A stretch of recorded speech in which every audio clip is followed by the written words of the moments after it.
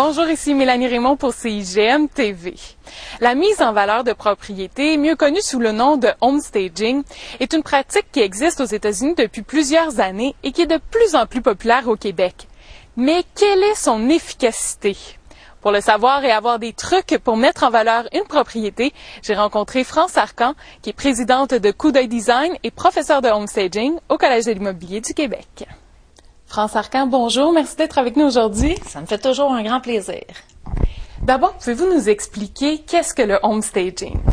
Le homestaging, c'est des façons stratégiques de mettre en valeur une propriété dans le but de la vendre rapidement et surtout d'obtenir le meilleur prix possible. Et quelle est l'efficacité du homestaging? Écoute, on parle dans un marché de vendeurs, on parle souvent même de surenchère, OK?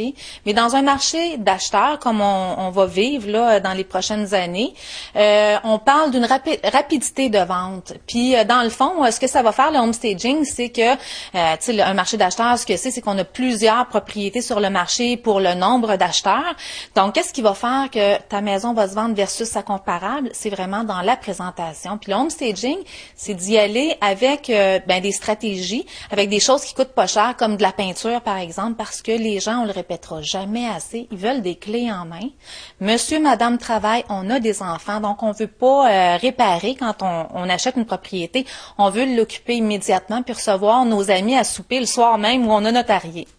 Donc ça, c'est vraiment les trucs de base pour bien mettre en valeur, dans le fond, l'intérieur de la propriété. Ben, il y a plusieurs trucs de base. Si tu veux, les critères en homestaging, on parle de dépersonnalisation. Les gens me demandent souvent pourquoi. Ben, la dépersonnalisation, c'est qu'on veut que l'acheteur potentiel puisse s'imaginer vivre dans cette propriété-là. Donc, si on visite une propriété qui est trop typée par rapport à l'occupant, ça ne veut pas dire nécessairement que l'acheteur va se retrouver dans ça. Donc, on suggère des modes de vie aussi.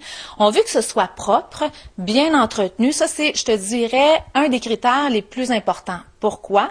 Parce que l'acheteur potentiel qui se retrouve devant une propriété qui est spick and span a l'impression, lui, que la maison a été bien entretenue tout au fil des années, puis ça lui apporte un immense sentiment de sécurité. C'est des choses qui coûtent pas grand-chose, tu sais, ça coûte pas cher.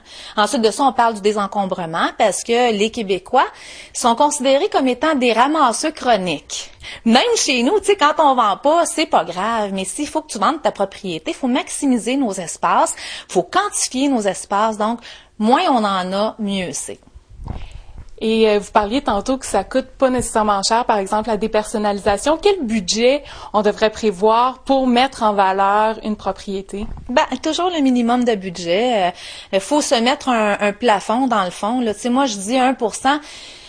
Écoute, c'est sûr qu'il y a beaucoup de gens aussi qui s'improvisent un petit peu dans le métier, puis on a commencé à entendre des mauvaises expériences de la part du consommateur. Faut faire attention parce que c'est vraiment d'y aller avec des stratégies et commencer en travaillant avec ce qui est dans la propriété, ce qui appartient au propriétaire dans le fond, tu sais, pas être obligé d'aller acheter ou louer nécessairement. Des fois, on n'a pas le choix là, mais de commencer en travaillant avec l'existant dans la maison et ensuite de ça, un coup de peinture là, hein, de la peinture, un pinceau, là, écoute, les gens ont en horreur de sortir les pannes puis tout ça. Donc, quand c'est fait, premièrement, ça sent le propre, ça sent le neuf. Puis souvent, tu sais, quand c'est des fumeurs, justement, on parle des odeurs qui sont très importantes. Donc, la peinture va aider aussi, justement, va contrer les effets négatifs des odeurs, entre autres, puis ça coûte pas cher. France, on est de retour après les transformations. Pouvez-vous nous expliquer un peu ce qui a été fait ici?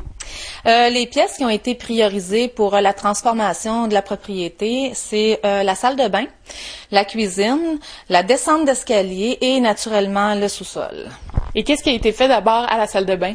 La salle de bain, c'était un beau défi parce que c'était d'origine, donc il n'y avait eu aucune amélioration d'apportée, puis c'était vraiment un point négatif pour les visiteurs.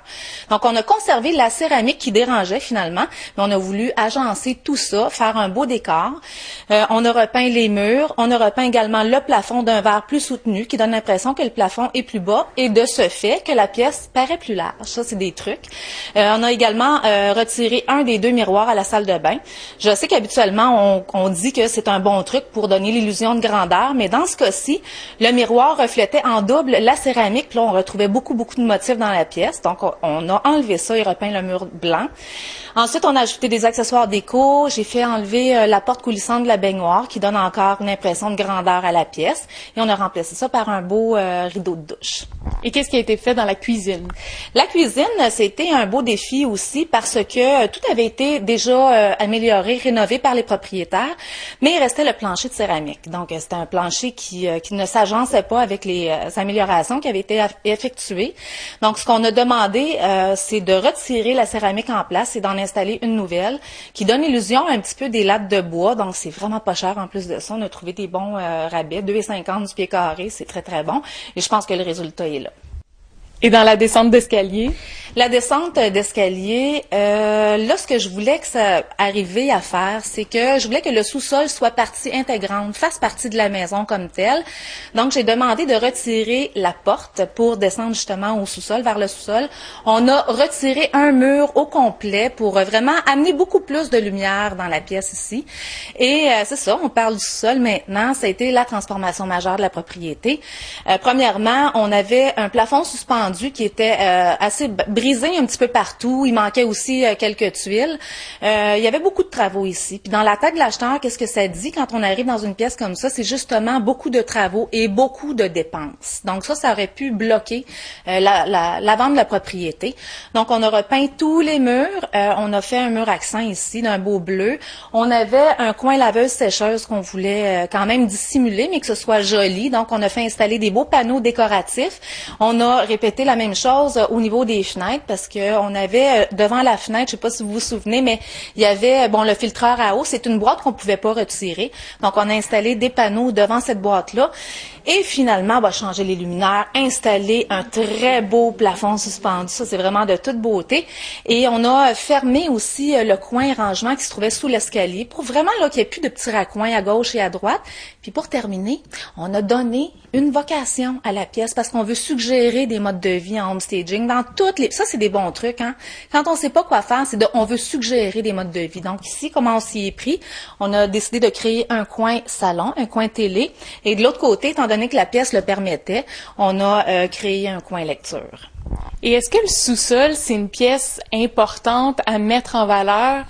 Écoute, la question nous est souvent posée. Habituellement, étant donné qu'on veut investir le moins possible ou faire investir le moins possible aux clients vendeurs, c'est de trouver des trucs et de voir aussi quelle pièce qui peut vraiment déranger, tu sais, bloquer la vente de la maison. C'est pour ça qu'on travaille en synergie avec l'agent immobilier tout le temps, parce que c'est lui qui a les commentaires, les comptes rendus suite aux visites. Donc, nous, on se fie à ça. Puis ici, c'était la salle de bain et c'était surtout le sous-sol, parce que les gens, c'est ça, quand ils arrivaient en bas, comme j'ai mentionné tout à l'heure, ça disait beaucoup de travaux. Puis les gens veulent occuper la propriété. Donc, on a mentionné que c'était le sous-sol, donc c'est ici où ont été la plupart des efforts. France Arcan, merci beaucoup pour toutes ces explications. Le plaisir fut pour moi, puis je voudrais souhaiter bonne chance à tous les agents immobiliers aussi, puis d'apporter de très bons conseils à leurs clients vendeurs. Les deux vont en ressortir gagnants. Vous avez maintenant une meilleure idée de la façon dont vous pouvez mettre en valeur l'intérieur d'une propriété. Mais est-il aussi important de se concentrer sur l'extérieur de la maison? France Arcan répondra à cette question dans une vidéo que nous vous présenterons prochainement sur CIGN TV. Ne la manquez pas! Ici Mélanie Raymond pour CIGN TV. À la prochaine!